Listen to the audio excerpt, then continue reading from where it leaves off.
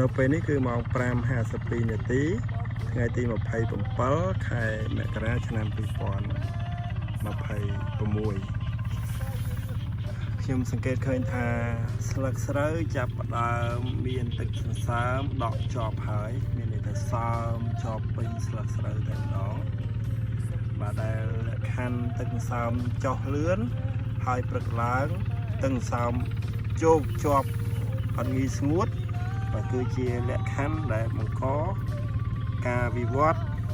និងការកកើតឡើងនៃបញ្ហាជំងឺផ្លាស់ជំងឺផ្លាស់ចាប់តាមកើតហើយក្នុងស្រែរបស់យើងបាទកន្លែងណាដែលល្អខ្លាំងគឺចាប់តាមកើតហើយ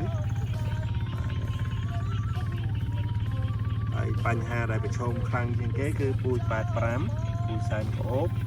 ពូជស្រូវ